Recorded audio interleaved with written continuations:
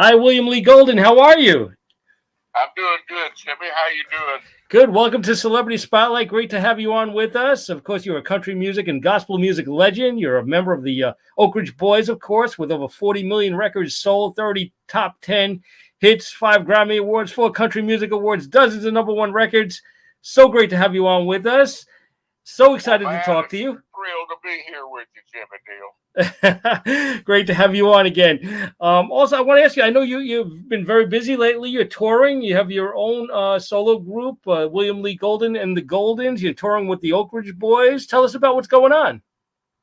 Well, the Oak Ridge Boys just finished a brand new album that's not released yet, but it was another album that we've done. That's our fifth album, I think. We've Mhm. recorded with Dave Cobb.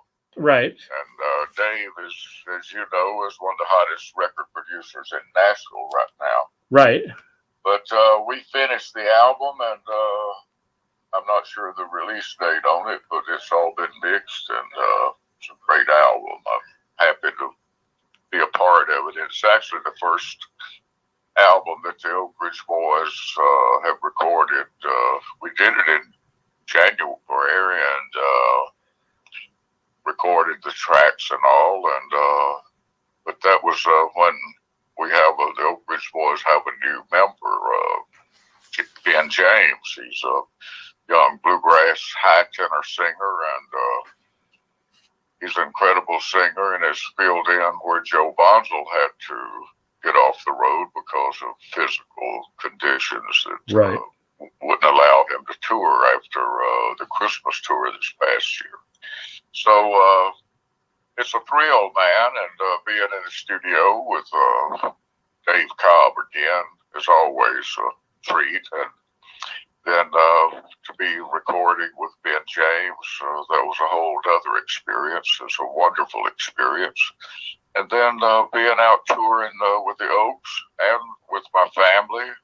When I'm not out with the Oak Ridge Boys touring, I'm out making music and harmonizing with my family. I've got 4 sons. 2 of them we play music together. Actually, 3 of them have recorded during the pandemic. We got together as a family and started going over old songs that were essential to inspiring us in life. And we wound up singing and recording 34 old songs that I took them back to where it started as in childhood with me, with old time gospel songs that my sister and my mother taught me when I was 7 and 8 years old, playing rhythm guitar and singing harmonies with my sister. And anyhow, I took my kids and grandkids back to where it all started with me, the songs that I learned then, and then we just started coming forward and everybody getting to sing a song that inspired them. And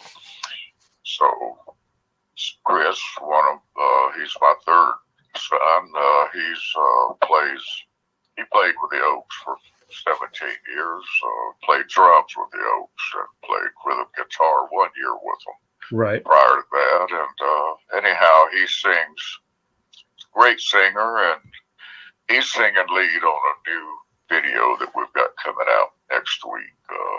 It's of an old song, Tom Petty, and it was Southern accent, and it was kind of our twist on it. Chris does a great job singing it. He plays.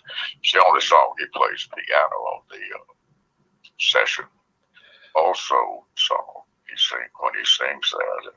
Right. So he's a multi-talented, and Rusty is also multi-talented songwriter and singer and musician. And so we also have a hot group of guys that recorded with us when we was recording together. And most of them come out with us and play with us when we're out doing shows on the road and singing on the road. Right. And when I'm out with the family, we kind of stretch out and let the bands jam on songs and kind of stretch the songs out with instrumentals. And we also wind up doing about 25 to 30 songs set, and about 2.5 hours total, probably. Wow, that's fantastic. And the tour starts, what, June 4th with William Lee Golden and the Goldens? Yeah, we tour, we go out and do shows, do concerts when the Oak Ridge Boys are not touring. And so the Oak Ridge Boys are doing about 75 dates this year. Wow. Now, this is the farewell tour, right, for the Oak Ridge Boys? Are you guys not going to tour after that?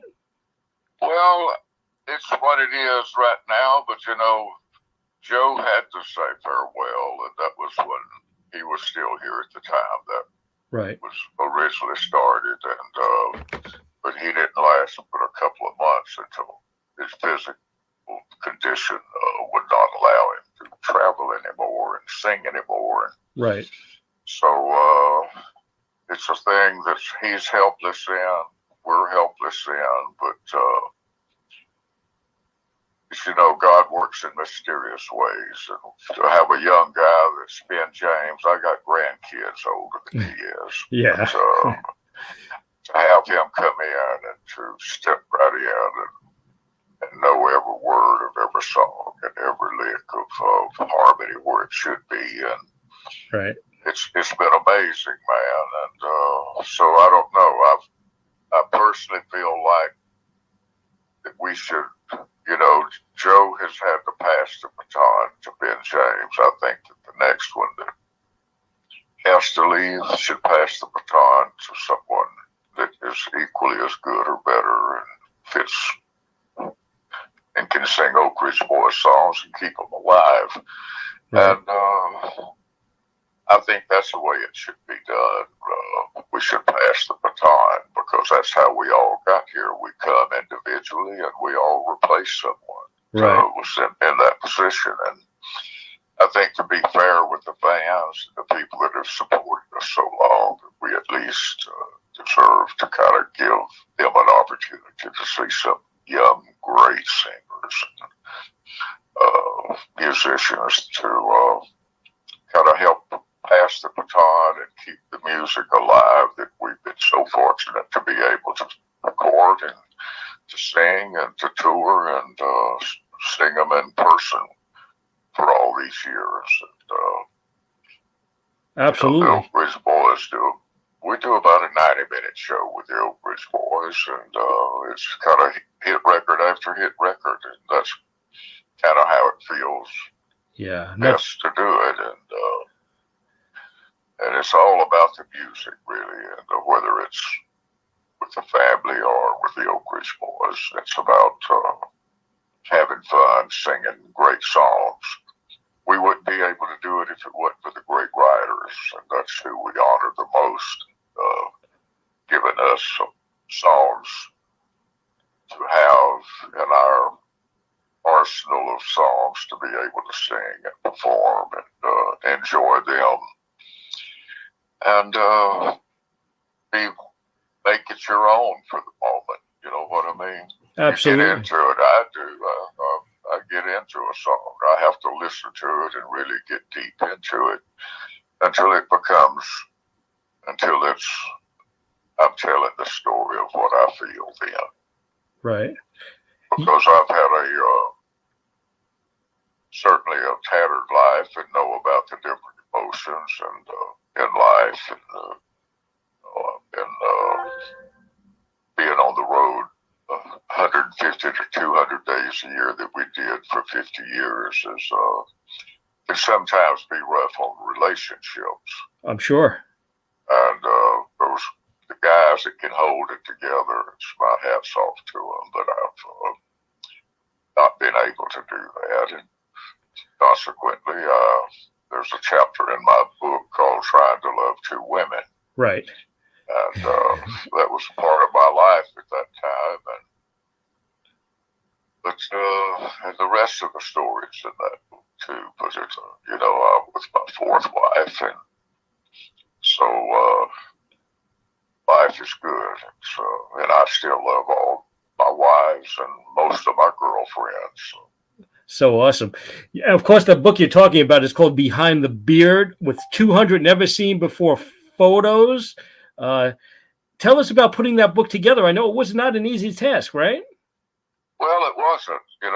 Scott England. He was when we met. He was a TV producer. He was also a writer for television. He was also had he was an on-air guy that ran a noon show up in Illinois when we met Scott. Mm-hmm. He moved to Nashville to be working in television, and but we had got to know each other through the years, and he asked me, about writing a book, and at that time I was 150 days on the road with the Oaks, and I said, well, man, I don't know, I'm not sure. Anyhow, I kept putting it off, and then it was during the pandemic that he called, talked about it again, and I said, man, I don't have any excuse. I'd love to get together and sit down and see what we can come up with. And Right. so I was down at the family farm that week, and was down there for about a week or 10 days. And so I invited Scott, his wife, to come down, join us down there and meet my sister that lives across the road from the home that I grew up in. And we still got our old home place. I still go back there and sleep in the same bedroom that I slept in growing up. Mm-hmm. Not the same bed, but the same Right. room. And anyhow, it's home to me. My mother and dad built that home when I was like eight or 9 years old. Wow. Amazing. So, I know you have said, because you bear everything when you write a book. It's like getting in front of the world naked, right? yeah, it is, man. You start to reveal things. And I told him, I said, you're welcome to talk to other people, whoever we talk about. You're welcome to talk to them. And he did. He talked to several different people, but he talked to my first wife. She got into some of my unfaithful stories that I was not going to talk about, but Right. She did, and I can't deny it. And so everybody in life can be 2 or 3 people in a room, and something happened, and you go and talk to the different ones, and everybody sees something different. So I said, you're welcome to get everybody else's side of the story about who I am, and he did. Mm-hmm. So you learn things that I didn't know in a book. But, we got over 200 photographs in that book. We got photographs from the time I joined the Oak Ridge Boys in 1965, right on up through the years. Right. Kind of documented the Oak Ridge Boys, Oak Ridge Boys, and then it's photographs of me from my childhood through till I got with the Oak Ridge Boys. And then it's photographs in there of me and my families and me and my different wives at different times. So it's WilliamLeeGoldenBook.com, and you can go to Amazon and William Lee Golden Book Behind the Beer. Right, and it's also on the Oak Ridge Boys website as well, and you can get an autographed copy if you go to either one of those websites, which is pretty awesome. Yeah, if you go to WilliamLeeGoldenBook.com, Scott will bring them over here. He brings boxes over here when I'm home off the road. We sit and sign books to people that have ordered, and but that's the easy way to get it and to have it signed when you get it. Right. Now, you grew up singing country and gospel music, right? I mean, you were always a big fan. You were on your granddaddy's radio show at a very early age, right? You also That's sang true. in high school? That was in grammar school, actually. I started playing guitar when I was 7 and 8. Wow. My sister taught me how to play guitar and sing harmonies. And as little kids, she was 3 or 4 years old, 3.5 years older than me. But she is real musical. She could play guitar, she could play mandolin, she could play piano. But she taught me to play rhythm guitar because she wanted to play mandolin and sing. Right. And I was her rhythm guitar player and harmony singer growing up. And then later, our little brother joined us. We had a trio. And after that, in high school, we did sing on Granddaddy's radio show about once a week. We'd get to go sing a song, and then sing in every little church and high school around our part of the country, South Alabama, Northwest Florida. So music was always close to our heart. You know, we country people and work all day and come home and get the instruments out and sit around and play music at night. And that's kind of how it always was growing up. Amazing. Yeah, I mean, we have a message here from one of our listeners. She's also a good friend of yours. Lee Newton is listening, and Danny Stefanetti, who also both worked with you. They're good friends of mine as well. And Lee Newton says she loves the book. Well, they're great singers themselves. Lee Newton is a great singer, and Danny Stefanetti is one of the incredible talents. She is not only a great singer, she's a great songwriter. She's an incredible musician as a guitarist. She's been playing guitar all of her life. And whoever's listening should go and check out Danny Stefanetti and Lee Newton, her music too. Yeah, she's singing and writing songs and recording. Yeah. And Danny is from Australia. Australia, yeah. Grew up in Australia, and she's a wonderful person and extremely talented. Absolutely. Lady. Great talents and great people, for sure. And one of the sweetest people you'll ever meet. She Absolutely. has a quality like the Dolly Parton, you know. She just walks in a room and she glows and she lights up the whole room. Right. Yeah, that's Lee Newton and Danny Stefanetti. Now, so many people were influenced by you. Who were you influenced by? Who do I listen to? Who were you influenced by growing up as far as music artists and people that you listen to on the radio? Well, again, when I first started, my sister and I, we played music with the old country, the Grand Ole Opry people, you know, Kitty Wells song, Matching Over the Hilltop. We'd sing Roy Acuff's Great Speckled Bird and Hank Williams, I Saw the Light, Living Brother songs, things like that. So I was exposed to Grand Ole Opry music and bluegrass type music. And then in high school, when rock and roll hit, it was Elvis and Little Richard and, you know, Fats Domino, Jerry Lee Lewis, Elvis Presley, and that type music. So I was right there when all that exploded. Yeah, and I know you got to meet Elvis a couple of times, right? Even in Las Vegas. Tell us about that. Tell us about meeting Elvis Presley. Well, I met him maybe five or six times. I would see him sometimes at the National Quartet Convention, and 2 different times it was out in Las Vegas, his shows, and it would be back in his dressing room. But then gospel music, he used to come to all nights to the National Quartet Conventions in Memphis and in Nashville when they would be there, and they would build a side room booth for Elvis. Right. Would come and be able to have a window that he could watch the show from over to the side of the stage and have a private booth in there. And anyhow, they did that, and he would come, and so you'd see him in those situations. But I was a fan of his music in high school, you know. Right. But then I would play guitar and sing his songs at high school events, you know, and dances. And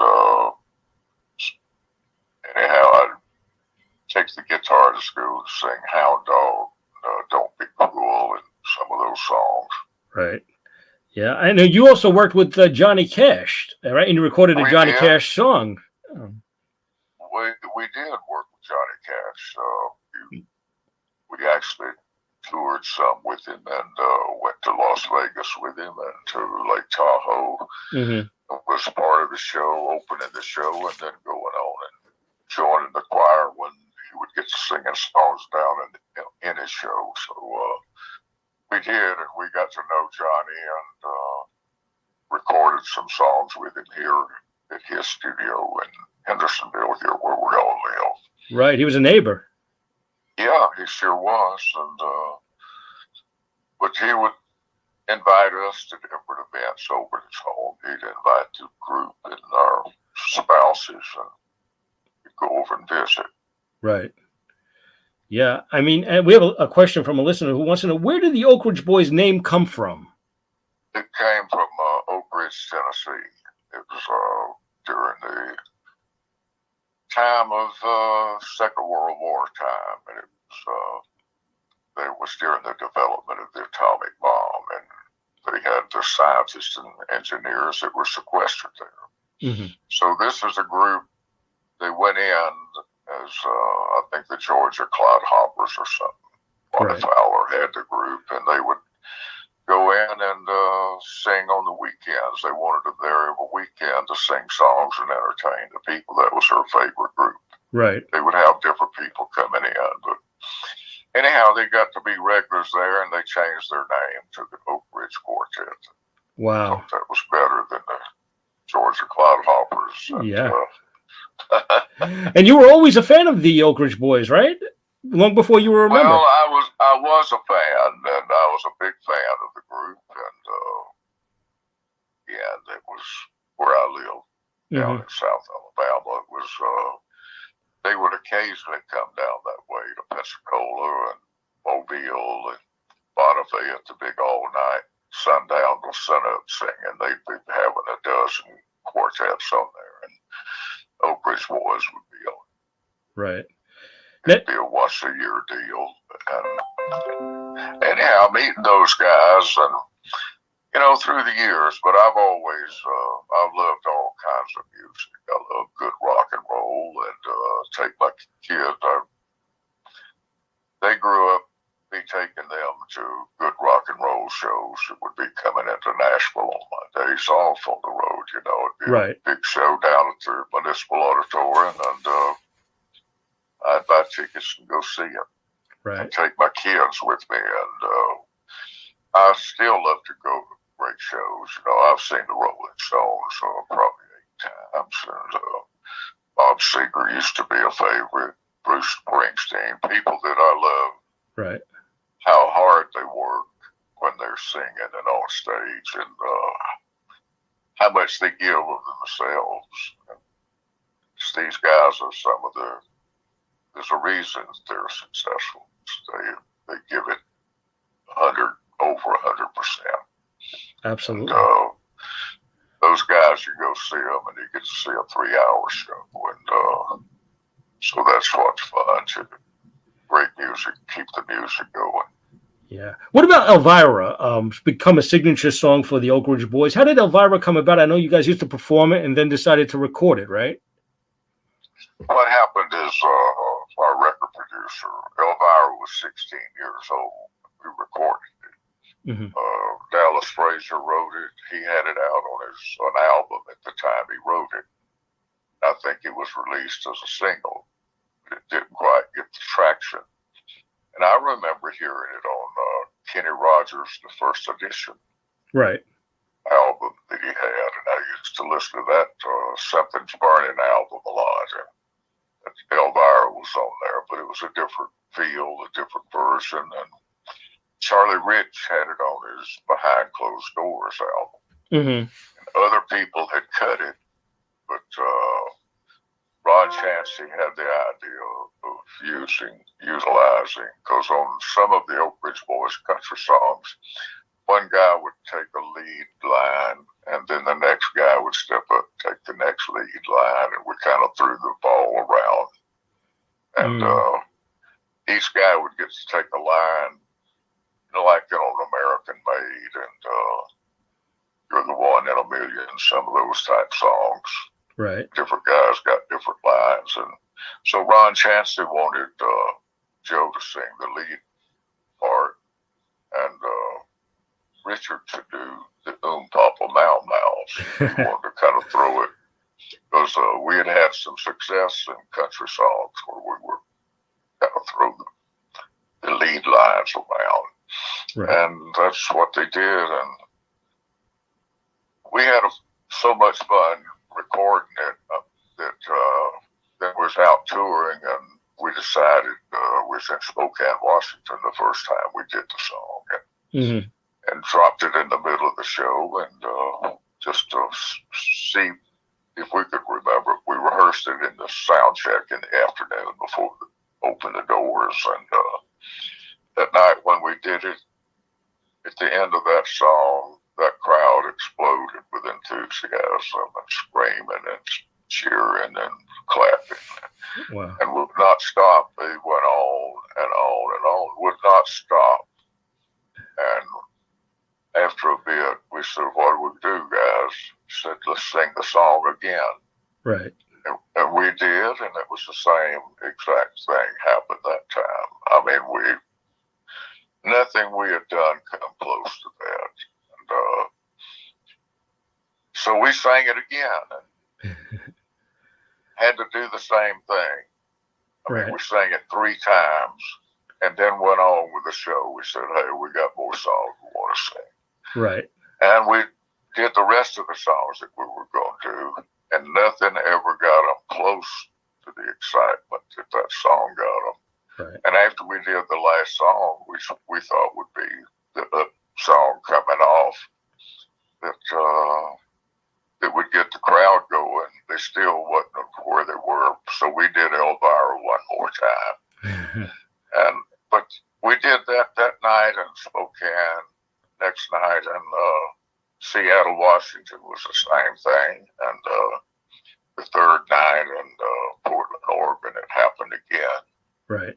It was a weekend, and we called the record label on Monday and said, hey, we don't know what song you're thinking about releasing off the new album, but this is what's happening with Elvira.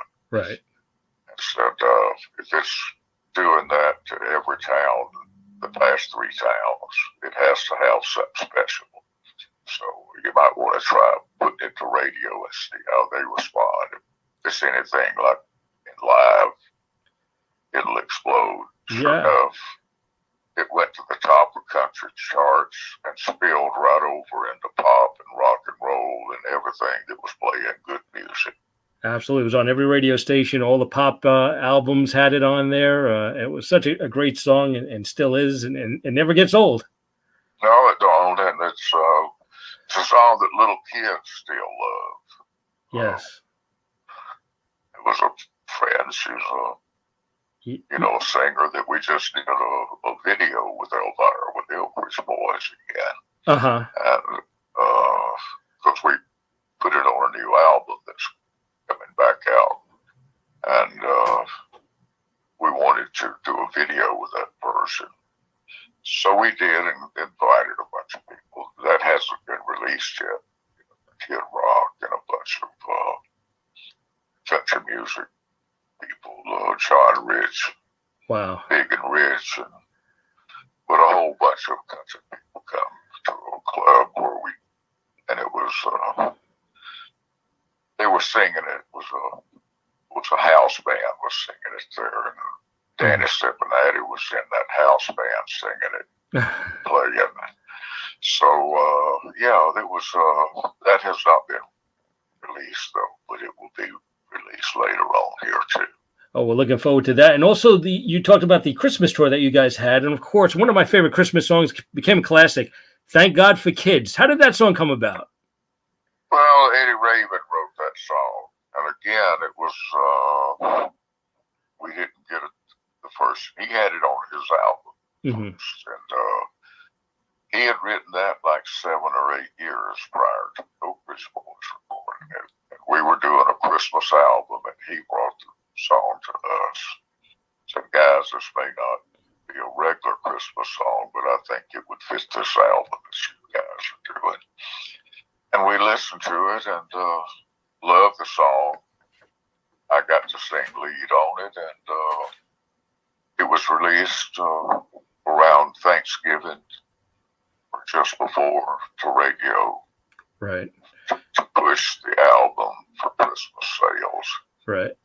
And so what happened is the little song started going up the country charts. Yeah. Christmas came and went, and the little song kept going up the charts into the new year. and wound up being a #1 country song. It was in January, February. But it started as a country song. I mean, as a Christmas song. Yeah. But it found out it was a lot more than a Christmas song. Absolutely. It's a wonderful song. And also one of my favorites, the Y'all Come Back Saloon. Love that song. One of my favorite Oakland Boys songs. That's a great song, too. It's the first hit we ever had. It was the title of our first country album. Ron Chancey wrote that. Sharon Bond wrote that. Right. Now, I know you live, about 20 minutes outside of Nashville, right? A very, very historic house. Tell us about that big, I know you have like 7 acres of land on there, right? Tell us about that. I do, man. We had a flood here yesterday. Did you really? Oh, boy. We kind of have a flash flood here where I live occasionally. Oh, wow. But thankfully, we have a home here that was built before Tennessee was a state. It was a home that was an old brick home built by a Revolutionary War colonel, James Franklin. He was one of the mortal 70 with George Washington. So anyhow, he built this. He was given a section of land, 640 acres, for his service in the Revolutionary War, and he built this place here. But anyhow, I have 7 acres of yard. There's a beautiful creek that runs across one side of it, and so yesterday and last night it was up to the brim yesterday, and so it was we couldn't get in or out our driveway. Right. Oh, wow. For about 24 hours. Oh, man. From yesterday morning till this morning. Mm-hmm. When I woke up this morning after being all night, it was that way yesterday, and this morning it was still peaking out there. Wow.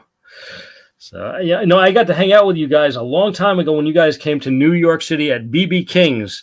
There was a great show, and I got to hang out with you guys after the show. Do you guys get up this way at all with your new shows? Well, we haven't.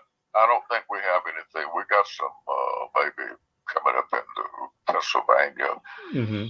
We were up in Connecticut there at the casino up there. Casino. Yeah. Yeah. Oh, awesome. We were there like 2 months ago. Oh, wow. Well, I hope you guys come back again. I'm going to have to get out there and check out the show. I see you guys. That'll be awesome. Well, we'll be doing about 75 of the Oak Ridge Boys shows this year, and hopefully I get to do another 25 or 30 shows with my family. Oh, that's great. Any advice to anybody starting out in music today? Yeah. Sing every chance, play your music every day. The more you put into it, the more you'll get out of it. And also play and sing every opportunity you get. You learn from every experience if you want to grow. And I found that my age, I'm still learning and still growing. Wow. Yeah, I guess you never stop learning in this business for sure. So once again, tell us how to get the book and the new music. Well, you can go to William Lee Golden and the Goldens.com, and you can go to WilliamLeeGolden.com, and you can go from there to our music. You can get it online, or you can purchase the CDs and the flash drives, thumb drives. We have all 3 CDs, 34 songs, and then 10 of our first music videos that we did are on the flash drive. Right. So Jeff Panzer produced he was directed it from his LA studio, home studio there.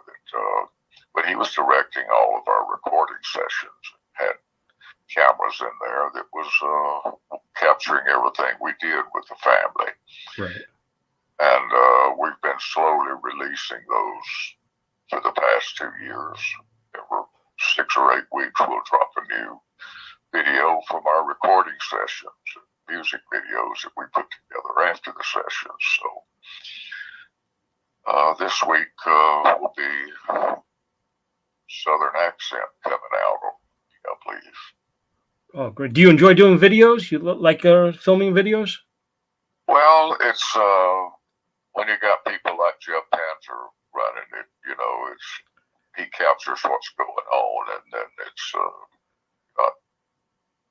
you're not having to go off on a different location to do it. He's capturing what's happening when it's happening. Right. When the magic of the moment is happening, it's what he likes to do and catch all of that. Yeah. We have another question from a listener who wants to know, what was it like to work with Paul Simon? You recorded Slip Slide in a Way? Well, that was a real honor and to be able to work with someone like Paul Simon. The original track he did, he had cut it in Muscle Shoals, Alabama. Mm-hmm.